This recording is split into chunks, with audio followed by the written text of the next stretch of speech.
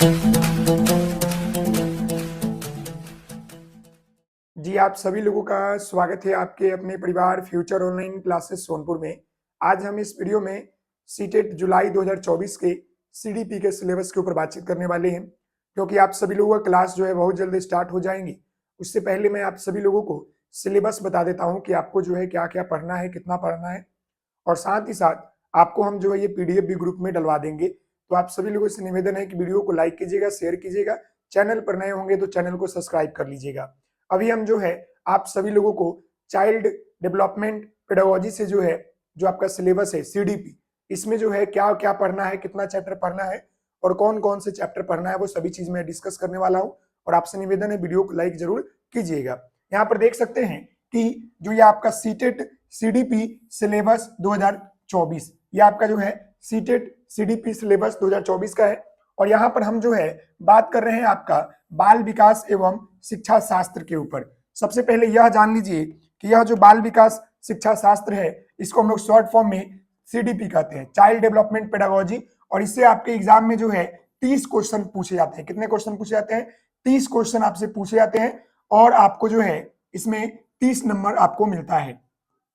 समझ गए? और ये बहुत ही इजी होता है, थोड़ा बहुत इसमें मेहनत करना पड़ता है, बाकी आपको दिक्कत नहीं होगी। ये पेडागोजी होते हैं, समझ गए ना? और इसमें आपको टोटल कितने चैप्टर पढ़ने हैं वो मैं बता दूं तो आपको इसमें टोटल जो है अप्रॉक्स आपको 25 टॉपिक बोल सकते हैं, नहीं तो 25 टॉपिक तो ज्यादा हो जाएगा, चैप्टर बोलिए, 25 चैप्टर आपको जो है पढ़ने होते हैं। और हम एक एक करके जो है सभी चैप्टर के ऊपर बातचीत करेंगे कि कौन कौन से चैप्टर आपको पढ़ने होते हैं। सबसे पहले हमें पहला चैप्टर पढ़ना होता है विकास की अवधारणा एवं इसका अधिगम से संबंध। ये आपका जो है पहला चैप्टर है, जिसमें हम सभी लोग विकास की अवधारणा और उसके अधिगम से संबंध के बारे में जानते हैं। दूसरा चैप्टर जो है बाल विकास के सिद्धांत के बारे में हमको पढ़ना होता है कि बाल विकास के सिद्धांत कितने दिए गए हैं। अप्रॉक्स आपके जो है 11 या 12 जो है सिद्धांत है, ये सभी सिद्धांतों के बारे में इसमें आपको पढ़ना होता है। दूसरा चैप्टर यहाँ पर है अनुवांशिकता एवं वातावरण का प्रभाव। इसमें हम सभी लोगों को पढ़ना क्या होता है? अनुवांशिकता एवं वातावरण का प्रभाव। हमने आपको बताया था कि जो आपका डेवलपमेंट होता है वो किसके ऊपर डिपेंड होता है? तो H इंटू ई के ऊपर डिपेंड होता है। समझ गए? Heredity into environment. तो ये भी आपका विकास का है। चौथा चैप्टर आपको यहाँ पर पढ़ना होता है, मैं आपको बता दूं, समाजीकरण। देखिएगा, समाजीकरण की प्रक्रिया और जो भी चीजें हैं ना, ये आप डीएलएड में मैं आपको पढ़ाया हूँ। तो यहाँ जब मैं पढ़ाऊंगा आपको थोड़ा ज्यादा पढ़ाऊंगा, हर एक टॉपिक को क्लियर करूंगा, तो आपको दिक्कत नहीं होगी। बाकी आप देख सकते हैं पहला चैप्टर विकास की अवधारणा एवं इसका अधिगम से संबंध, दूसरा बाल विकास के सिद्धांत, तीसरा अनुवांशिकता एवं वातावरण का प्रभाव, चौथा समाजीकरण की प्रक्रिया। ये आपका जो है बाल विकास एवं शिक्षा शास्त्र का ये आपका 4 चैप्टर हो गया।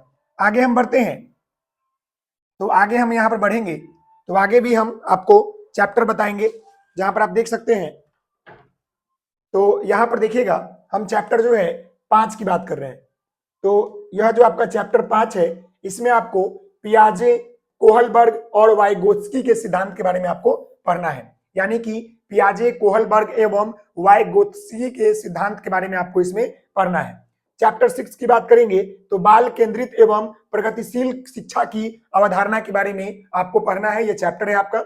7 चैप्टर की बात करेंगे तो बुद्धि निर्माण एवं बहुबुद्धि के बारे में जानेंगे कि बुद्धि निर्माण कैसे होता है और आपका बहुआयामी बुद्धि क्या क्या होता है, वो सभी हम चीजें इसमें जानेंगे। फिर हम चैप्टर 8 की बात करेंगे तो भाषा और चिंतन की बात करेंगे कि भाषा और चिंतन क्या होता है, इसके कौन कौन सिद्धांत है, वह सभी चीजों के बारे में इसमें हम जानेंगे। चैप्टर 9 की बात करेंगे तो समाज निर्माण में लैंगिक मुद्दे की बात करेंगे कि समाज निर्माण में लैंगिक मुद्दे जो है कैसे महत्वपूर्ण भूमिका अदा करती है, यह आपका जो है चैप्टर 9 में है। समझ गए? इसका पीडीएफ मैं आपको दिलवा दूंगा, टेंशन नहीं लेना है। ये क्लियर हो गया, आगे बढ़ते हैं। अब हम यहाँ पर जो है चैप्टर 10 की बात करेंगे। तो चैप्टर 10 देखिएगा तो यहाँ पर है व्यक्तिगत विभिन्नता, यानी कि प्रश्न जो आपका व्यक्तिगत यानी पीपुल जो आपका विभिन्नता है, समझ लो, डाइवर्सिटी, यूनिवर्सिटी, वह सभी चीजों के बारे में जानेंगे। अगला यहाँ पर है अधिगम का मूल्यांकन। अधिगम का मूल्यांकन आपका चैप्टर 11 है, इसके बारे में भी जानेंगे। ये आपका चैप्टर 11 में ये पढ़ना है। फिर आगे हम बढ़ेंगे तो आगे हम यहाँ पर जो है चैप्टर 12 की बात कर लेते हैं। तो यहाँ पर उपलब्धियों का मूल्यांकन एवं प्रश्नों का निर्माण के बारे में जानेंगे कि उपलब्धियों का निर्माण कैसे होता है या उसका मूल्यांकन एवं प्रश्नों का हम लोग निर्माण कैसे करेंगे, उसके बारे में जानेंगे। फिर हम लोग जो है विविध पृष्ठभूमि के बालकों की पहचान करेंगे। जो हमारे विद्यालय में विभिन्न पृष्ठभूमि से बच्चे आते हैं, उनके बारे में समझेंगे, उनके बारे में पढ़ेंगे। क्वेश्चन आपके सीटेट में पूछता है। 14 नंबर चैप्टर आपका है विकलांग और अधिगम अशक्त वाले बालकों की पहचान। इससे भी आपको एग्जाम में पूछेगा, यानी विशेष आवश्यकता वाले बच्चों के बारे में आपको पढ़ना है। 15 चैप्टर आपका प्रगतिशील, सृजनशील तथा विशिष्ट बालकों की पहचान। आ गया ना, विशिष्ट बालकों की पहचान, विशेष आवश्यकता वाले बालकों की पहचान और प्रतिभाशाली बच्चा, सृजनशील बच्चा, ये सभी चैप्टर जो है आपको इसमें पढ़ना है। आगे हम बढ़ते हैं तो 16 नंबर की बात करेंगे। तो यहाँ पर ध्यान दीजिएगा, 16 नंबर चैप्टर आपका है कि बच्चों में सोचने एवं सीखना। बच्चों में सोचने और सीखने की जो चेतना होती है वह कैसे जागृत होती है, उसके बारे में हम यहाँ जानेंगे।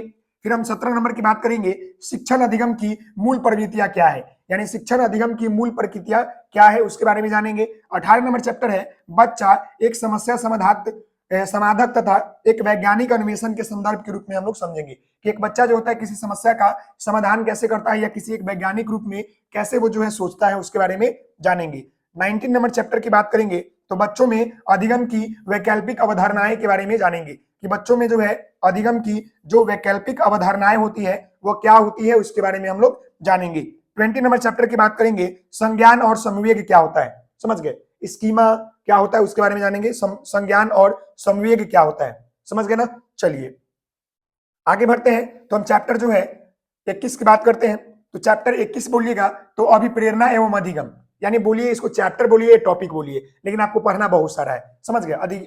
अभिप्रेरणा क्या होता है और अधिगम क्या होता है, इसके बारे में जानेंगे। मोटिवेशन के बारे में कि हमारे अधिगम की प्रक्रिया में कैसे मदद करते हैं। फिर यहाँ पर 22 नंबर चैप्टर की बात करेंगे तो राष्ट्रीय पाठ्यचर्या की रूपरेखा एनसीएफ आपका 2005, इससे भी आपके एग्जाम में 1-2 प्रश्न आता ही आता है, तो कंफर्म है कि आपको इसको पढ़ना ही पड़ेगा। ऑलरेडी हमने आपको डीएलएड में पढ़ाया है, समझ गए। उसके बाद हम लोग जो है आगे बढ़ेंगे तो 23 और 24 चैप्टर देख लीजिए। 23 नंबर में आपका है नई शिक्षा नीति जो 2020 है, इसको हम लोग शॉर्ट फॉर्म में एनईपी बोलते हैं, न्यू एजुकेशन पॉलिसी 2020, इससे भी आपके एग्जाम में पूछता है। फिर आपका जो है एफएलएन होता है और निपुण भारत होता है, इससे भी आपको 1 या 2 प्रश्न एग्जाम में देखने को मिलता है। तो कह सकते हैं कि जो ये आपका सीटेट जुलाई होने वाला है, सीटेट आपका जो होने वाला है एग्जाम, सीटेट आपका जो है जुलाई 2024 में जो एग्जाम होंगे, इसमें आपको सीडीपी में बेहतर स्कोर कर सकते हैं, 25 प्लस तो आराम से स्कोर कर सकते हैं अगर आपका पेडागोजी मजबूत है। इसके लिए आपको ये चैप्टर टोटल जो है आपको 24 चैप्टर है, इतना आपको पढ़ना पड़ेगा। और ऑलरेडी हम इसके जो है सभी क्लासेस आपको देंगे, आप लोग नोट डाउन करते रहिएगा। बहुत जल्दी इसकी क्लासेस हम स्टार्ट करेंगे। सबसे पहले हम इसके एक एक करके जो है पहले हम समझेंगे कि किसमें क्या पढ़ना है। तो ये रहा आपका सीडीपी में जो है इतने चैप्टर आपको पढ़ने हैं जो कि आपके सीटेट जुलाई 2024 के लिए काफी महत्वपूर्ण है। तो आशा करते हैं कि आपको मेरी बातें जो है समझ में आई होगी। हम मिलते हैं नेक्स्ट वीडियो में एक नए सिलेबस के तौर पर। तब तक के लिए धन्यवाद आप सभी लोगों का। और आप सभी लोगों को पीडीएफ मिल जाएगी, टेंशन नहीं लेना है। Take care. जाने से पहले आप लोग वीडियो को लाइक कीजिएगा, शेयर कीजिएगा, सब्सक्राइब कीजिएगा। धन्यवाद। ओके।